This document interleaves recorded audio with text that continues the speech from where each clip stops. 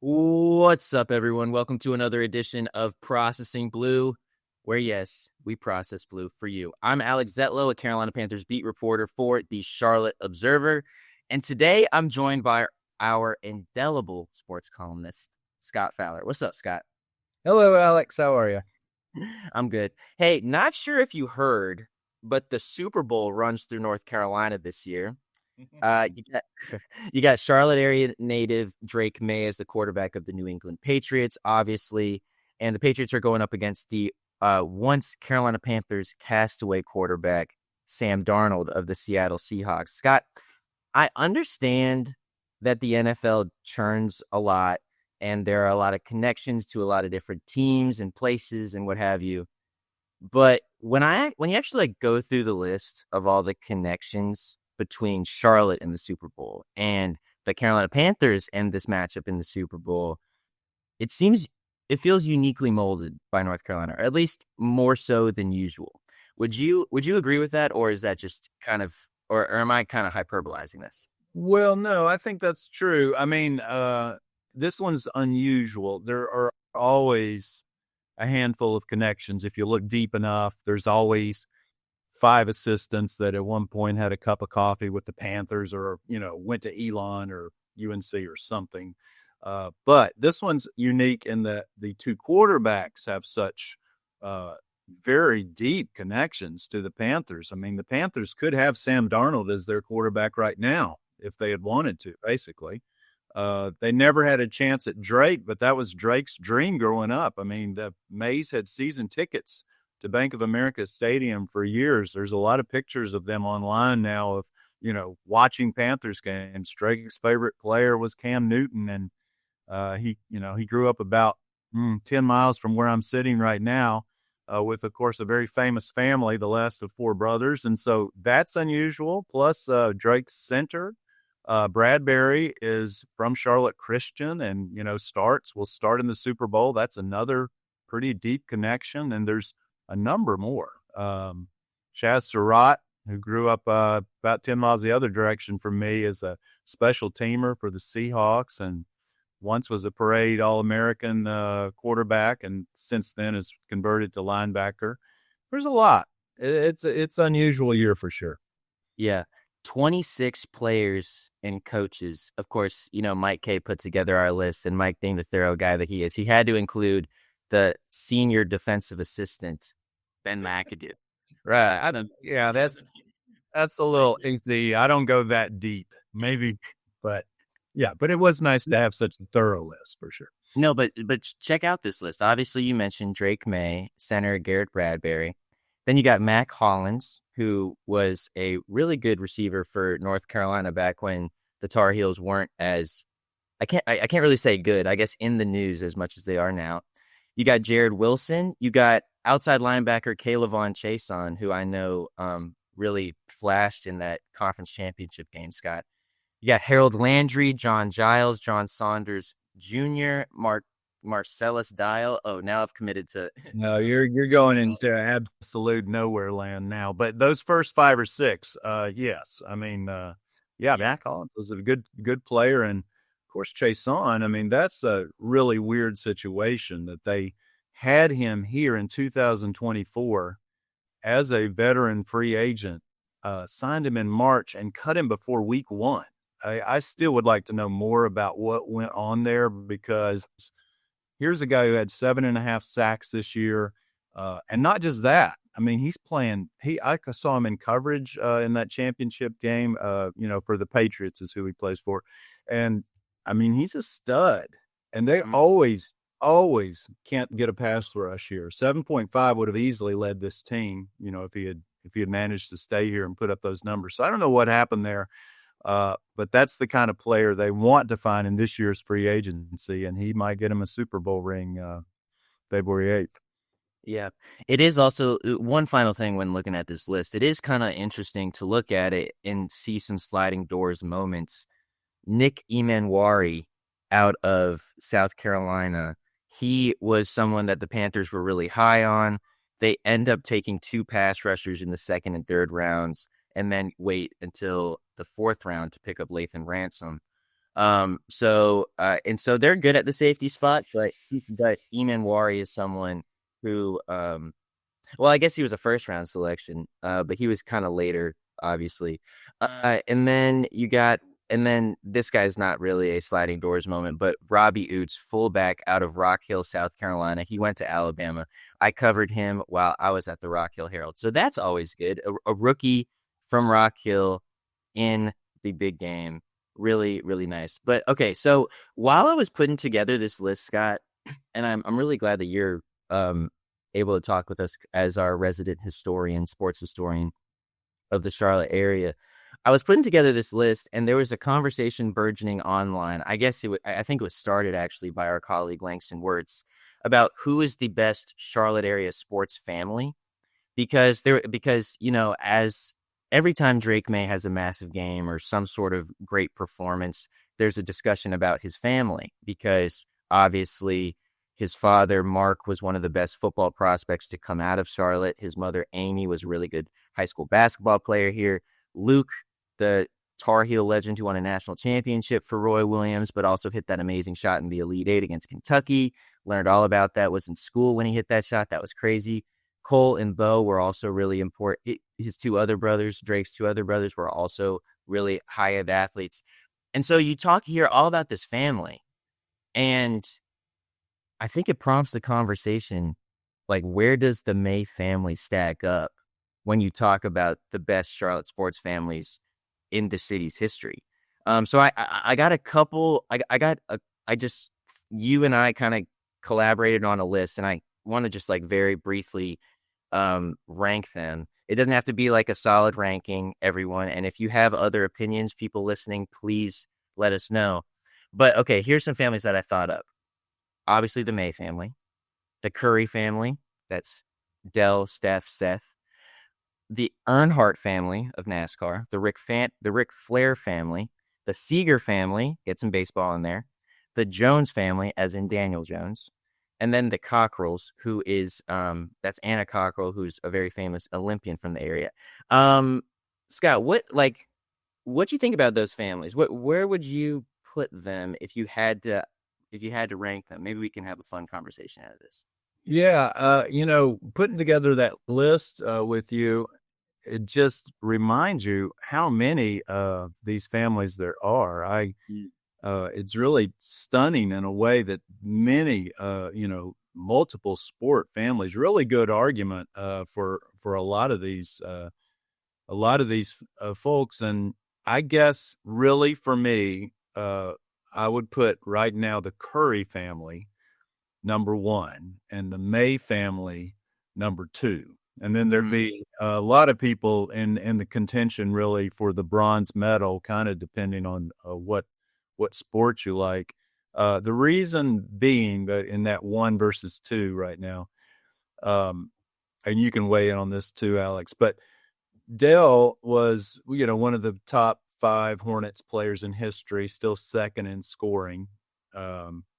Steph, though, is the real reason there, I suppose, in that you could argue he's going to be on the Mount Rushmore of the entire NBA at some point, at least maybe, because he really changed the game. He changed the game into this freewheeling 3-point shooting, for better, for worse, whatever you think about that. Mm-hmm. Teams taking 40 3-pointers a game. That's all Steph. That's where he changed it in the way that the forward pass, changed football. It was just a monumental shift.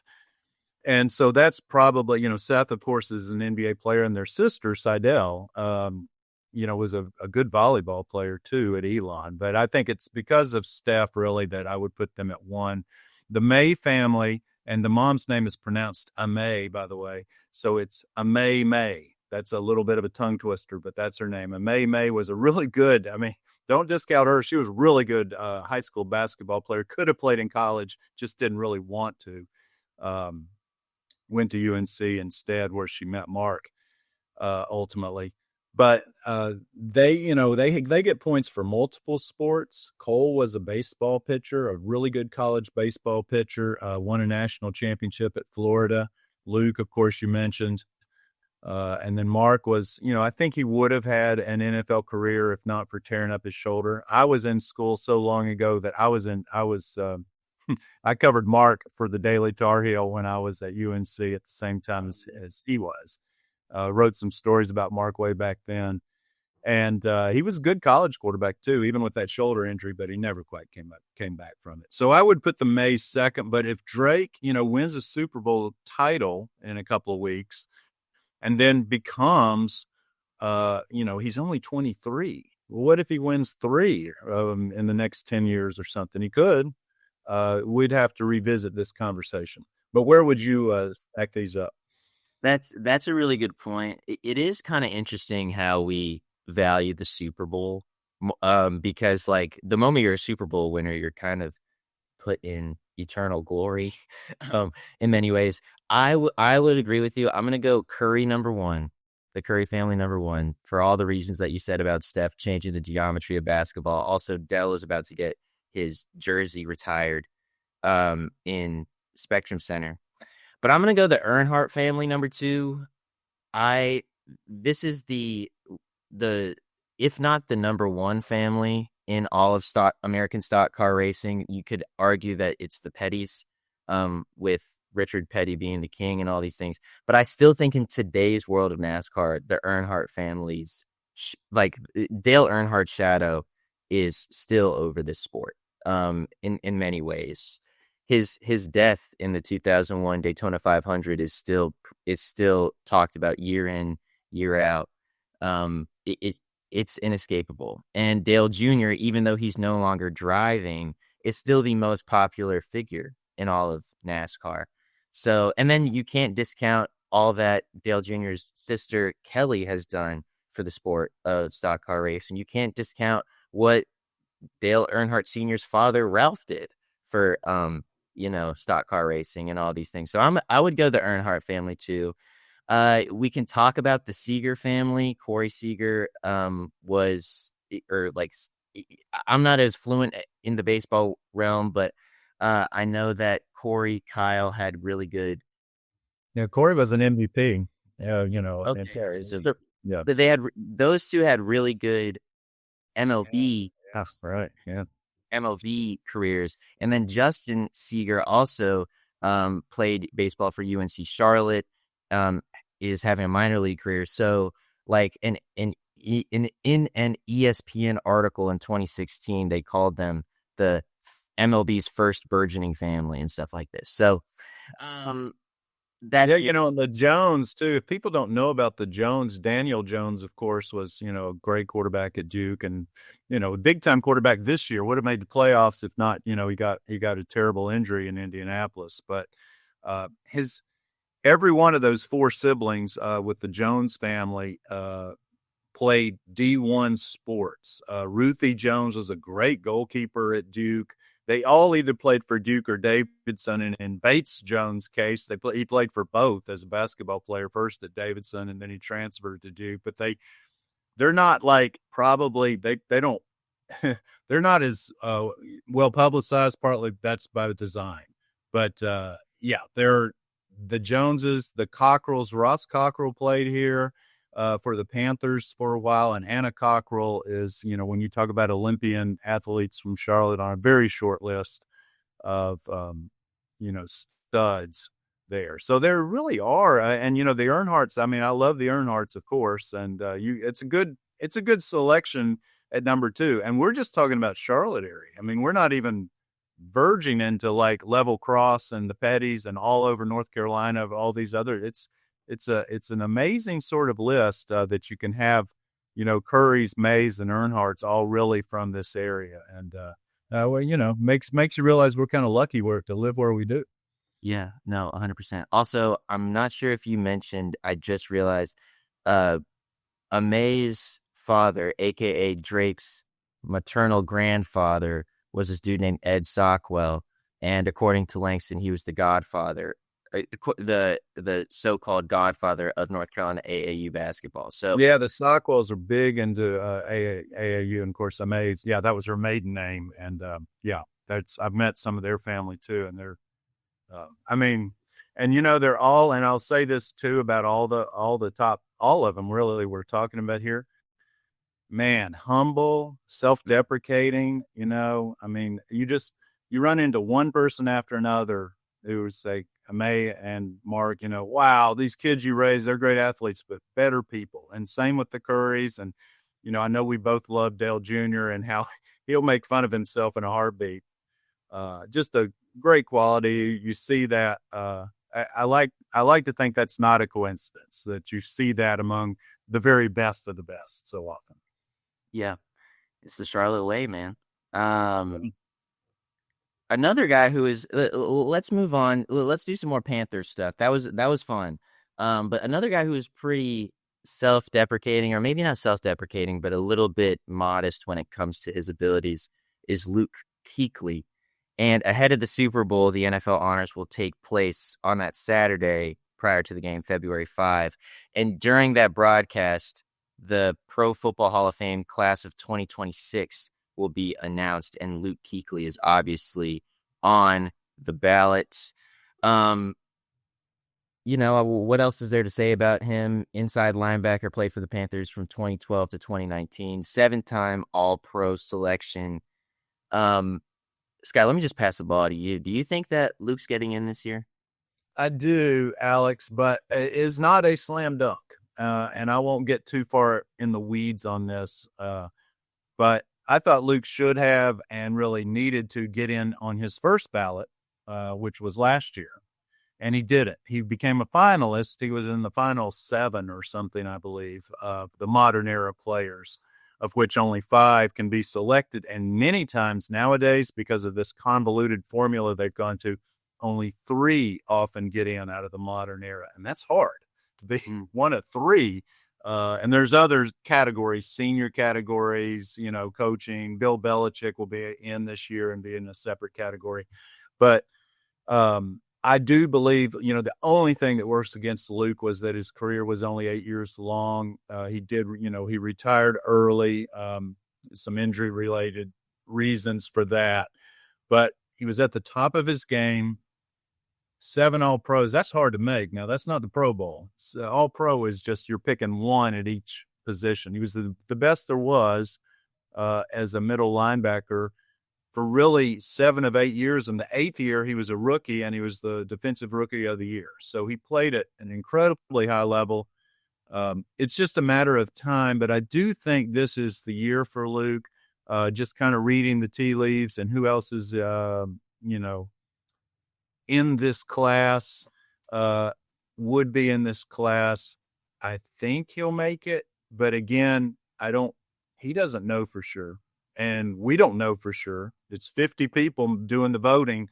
And even they don't know for sure. They know who they voted for, but the results aren't announced, as you said, until Thursday night, February 5th. Thursday, February 5th is when we're going to know, 3 days before the Super Bowl. What do you think about Luke's candidacy? Thank you for very politely correcting me for saying Saturday, February 5th. See, that's the Charlotte way right there. You very politely but very assertively say, "Hey, you're wrong." This not okay. Sorry about that, Scott. That's good. Now, correction means that you can now. People are definitely going to remember it's February 5th, Thursday. Yeah. Okay. Yeah. Very good point. The thing that I keep coming back to when I think of Luke Kuechly's candidacy is Patrick Willis. Luke and Patrick Willis got into the Hall of Fame in 2024, the same year that Julius Peppers did. And Patrick and Luke were essentially, in many ways, the same player. Luke was a little better, but yes, you're right. I mean, similar accolades. Yes. Well, similar accolades, similar statistically. Both had 7 Pro Bowls. Both were Defensive Rookies of the Year. Both played 8 seasons. Luke got Defensive Player of the Year 1 year while Willis didn't. Willis's sack number was much higher than Luke's. Meanwhile, Luke had many more interceptions and was much better in coverage than Willis was. Actually, in fact, we asked Patrick a couple years ago, like right after he got in, if Luke will one day be in the Hall of Fame. He said, "Oh yeah, it's just a matter of time." And so the question is, when will that time come? Now you might be thinking, like it's semantics. Who cares about when players get in? It's all about if they're worthy and all these things. Well, literally the Pro Football Hall of Fame is a semantics thing. Like that is something that the committee takes into consideration very heavily. Patrick waited 5 years of eligibility to get in. Meanwhile, if Luke got in this year, he would have only waited 2. So I wouldn't be super surprised if Luke's nomination gets pushed off to another year. Though, all that said, he is very much deserving. And like you said, he did have a tiny bit better of a career, at least statistically, than Patrick Willis did. But like their statistics are the same. And obviously, as we've talked about ad nauseum, it's all about the class, the other guys that you're competing with for the limited spots in the modern era class. And talk about limited spots, Scott. There are 2 guys in particular, Torrey Holt and Steve Smith. One is now a finalist, and one was omitted after being a finalist last year. Dude, this wide receiver group it's just going to be so hard to get into the Hall of Fame, isn't it? Oh, absolutely. It's I've talked with Torrey Holt about this. NC State, for those who remember, it was incredible. One of the best players ever at NC State. One time he scored 5 touchdowns in a single college game. 5 in one game against Florida State, too. We're not talking about scoring him against the D3 opponent. But Torrey Holt was, put it this way. Torrey Holt had about 7 years better than what TMac had this year. So, TMac had a really good season. Well, Torrey Holt did that 7 times, but better. That's how good he was. Now, he did have Kurt Warner throwing to him and an incredible offense to go around him. But still, I'm surprised he hasn't made it yet. But the wide receiver thing is so hard because really you're only going to get one in a year. And, they stair step it so that it's like you wait and wait and wait. Torrey Holt's been a finalist for I don't know, 9 or 10 years, something like that. It's been a long time. And then I think Larry Fitzgerald is this year. So there's, Fitzgerald he's a slam dunk. He's going to go in. So again, the Torrey Holt may have to wait because, you have to probably only get one in a year. And so that's pushed Steve down the rungs a little bit. And that's why Steve Smith, I don't know if he'll ever get in, honestly. He might. But it's going to be a while. He's got to wait his turn. I think he should. I think he had, I've on record saying I think he's the best Panther player of all time. Not the most iconic. That would be Cam. And you could definitely make an argument for Luke and Julius and all that. But Steve Smith was here so long, 13 years, incredible player. I think he should get in there. But again, it is a numbers game. And so he's not going to be in for a while. Steve Smith is going to have to wait. Yeah. Torrey Holt probably too. Torrey Holt's probably going to go in before Steve Smith, but I don't really think it'll be this year. It's such an interesting puzzle piece because if you look at Andre Johnson versus Steve Smith numbers, they're Steve Smith is better statistically. Yeah. But of course, that's not the only considerations the committee makes. All these things. We could talk about this probably forever, but okay. I'm glad that you think that Luke will get in this year. Should be fun to watch on that Thursday, February 1st. Right. And we'll also figure out whether T-Mac gets the Offensive Rookie of the Year. Very same night, very same NFL honors ceremony. Yeah. Do you want to do that real quick? We have litigated this ad nauseum, but do you think Tetairoa McMillan is Offensive Rookie of the Year? Seems like he will be. Yeah, he's one kind of like, where you don't know if you're going to win the Oscar for sure, but if you win the Golden Globes or the, all those other awards in award seasons, you probably are. Well, T-Mac has been winning those. He won the Pro Football Writers Association overall Rookie of the Year as well as Offensive Rookie of the Year, I think. And I voted for him in both of those. You probably did as well. And I think he's Tyler Shuck is a legitimate contender for sure, but he just didn't probably play enough. So I think he didn't start the last 7 or 8 games. So I think it'll be T-Mac. Yeah. And then you look at his receiving numbers, most receiving yards among all rookies, broke a Panthers rookie franchise record. Yeah, he is the guy that stirs the Panthers' offensive drink, and I think that he gets that nod. Anything to say? Another Panther? Anything to say about Austin Corbett and his Walter Payton Man of the Year nomination? Well, he's absolutely deserving of being nominated. That is an incredibly hard award to win.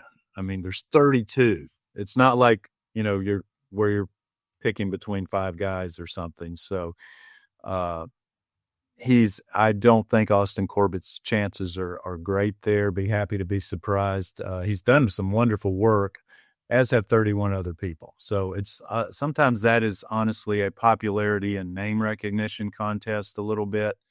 I remember the one year I was sure Greg Olson would win it. I mean, I think his work would stand up among any NFL player almost ever in terms of charity work. And instead, he made the final 3 and didn't because, I don't know, they gave it to Eli Manning and somebody else. I can't remember whom. And not that Eli Manning, I'm sure he did wonderful work too.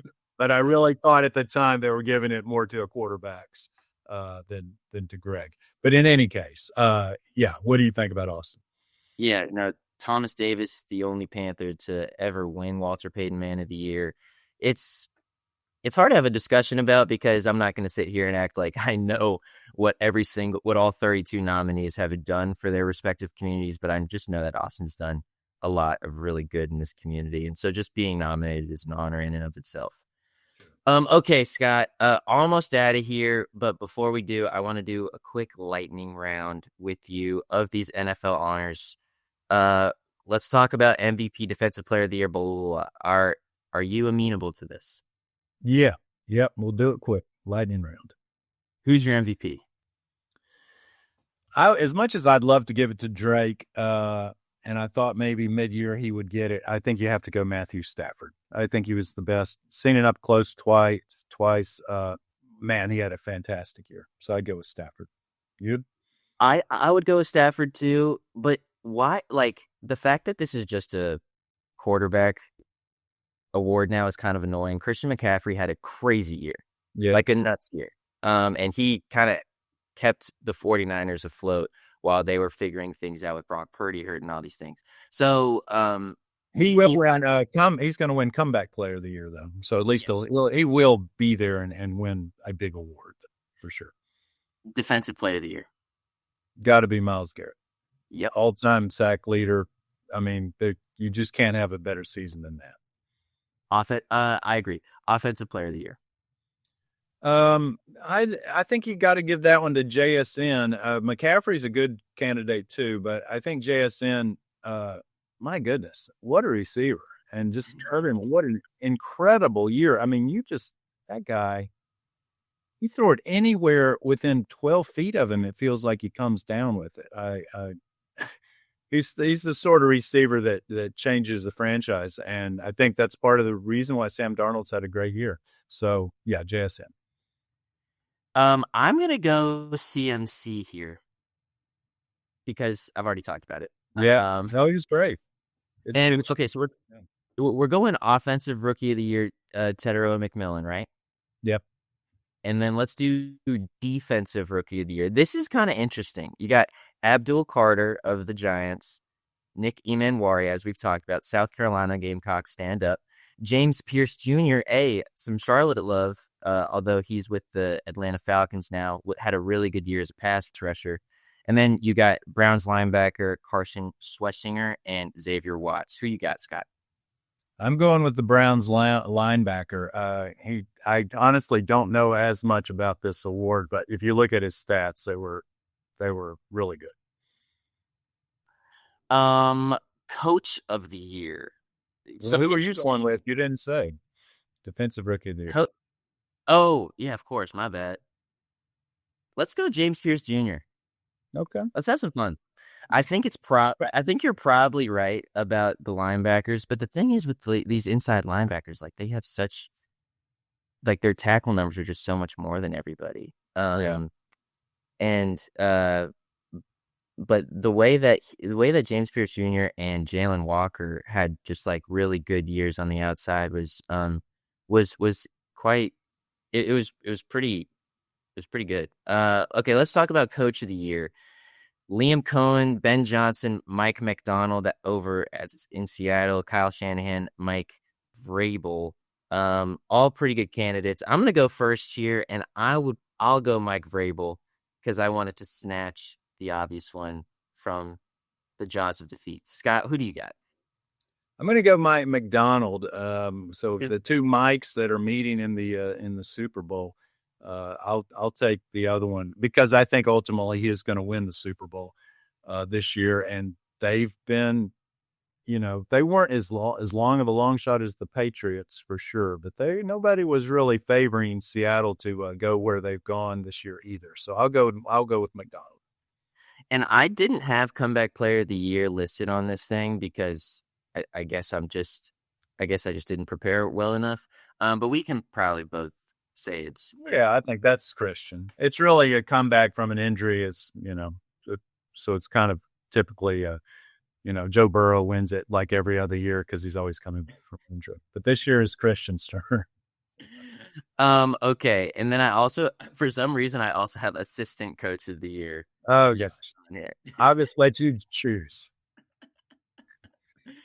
Wherever you pick, I'll also just join in with you.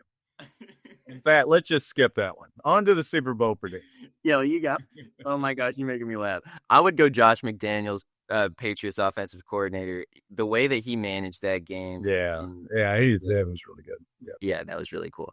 And he has ushered in, Drake Maye's greatness, Travion Henderson, great rookie. Okay, that's enough talking about assistant coaches for Scott. All right, do that with Mike K. He'll go 15 minutes with you on assistant coaches. He loves assistant coaches.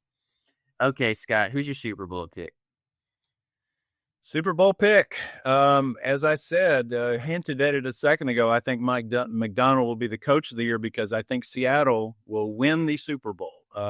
It is going to be a really tight game. I think we're going to see a really, I don't see either one of them running away with it. But Seattle to me is just slightly better on both sides of the ball. And, maybe win by a field goal or something. But I think Sam Darnold wins the Super Bowl, the former Panther quarterback. Who's your pick, Alex? It's crazy because when the Panthers played the Seattle Seahawks and lost pretty handedly, it wasn't as bad as the score indicated, perhaps, because the Panthers did hang in there for a while. But afterward, you said that the Panthers actually did play quite well. The Seahawks are going to be in the Super Bowl this year. And I remember hearing that and being like, that's wildly confident for after what we just watched, after seeing Sam Darnold, who has had really good regular seasons in the past and kind of folded like later on in the postseason. And then, of course, Sam has one of his best games ever as an NFL quarterback in the conference championship game. So that was pretty cool to see. So good on you for that prediction, Scott. I'm going to go with the Patriots because I believe in destiny in North Carolina and Charlotte, and I care about this state, Scott. And I just think in some ways I do think that this season is ordained with when you talk about this Patriots year. They are actually explosive on offense. I know they didn't really show it against the Broncos in that hail and sleet and snowstorm. But they are a really balanced offense, and that defense is maybe not as good as the Seahawks, but as Sean McVay and his offense showed last week, they are vulnerable, particularly when you get them on these draw plays and you keep them on their feet. Really balanced offenses can do some damage against this Seahawks defense. So I am going with the Patriots.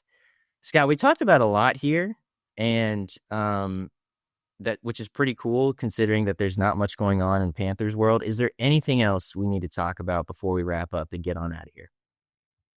No, nothing else. We just wish our best to our colleague Mike K, who's been stuck in the DFW airport for a day or so, I think. But by the time you're listening to this, hopefully Mike K is home, and I think he'll be rejoining this podcast next week. Absolutely. Can't wait to have Mike back. Thanks, as always, for listening to our pontifications on all things Panthers. with Scott Fowler and myself and our wonderful producers, Zach Dennis and Emily Broyles. Please subscribe and follow us on Spotify, Apple Podcasts, or wherever you get your podcasts by searching Processing Blue. And if you watch us on YouTube, please subscribe to our YouTube channel and click on the bell icon to get notified whenever new episodes drop. And finally, please be sure to stick to charlotteobserver.com for all of your Panthers needs. Scott, stay humble, stay creative, and keep processing.